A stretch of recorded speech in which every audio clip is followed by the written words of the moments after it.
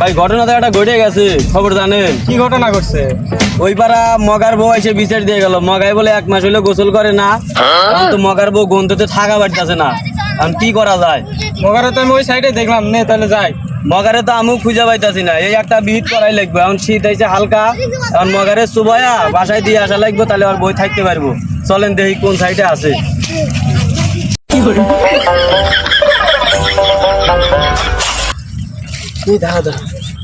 ওই জায়গায় তো মগার হইতে পারে।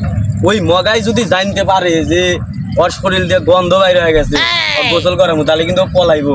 2 জনে 4 জনে যায় সিস্টেম করে ধরি। আসো।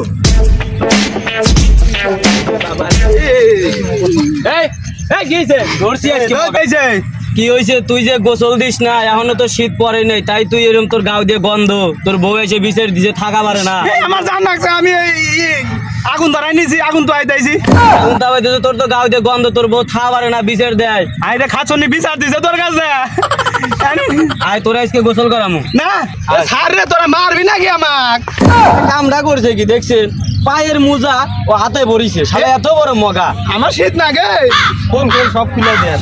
কোন কোন ধরে ধরে ধরে মগা, ধর মগা খুঁজে দেবো।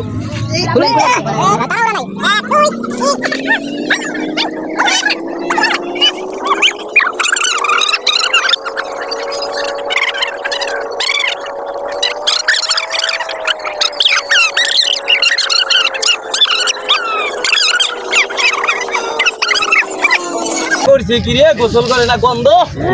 ওই ধরেন, তোর কাছে গন্ধ, আমার তো শীতের কাপ চাইছে। আচ্ছা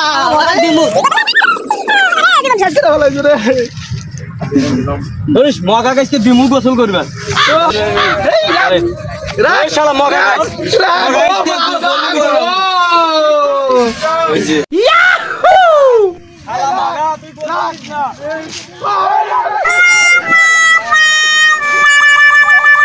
তুমি গোসল করো না, আগুন তাপাও যায়া 41টা জামা কাপড় পরছো, আজকে তুমি বাসায় যাও।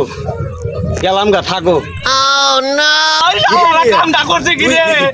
এই শালারা তোর যদি আমি কোনোদিন পাই, তোর কুচু করে যার মধ্যে জারের মধ্যে আমার বিনাশ করছে রে।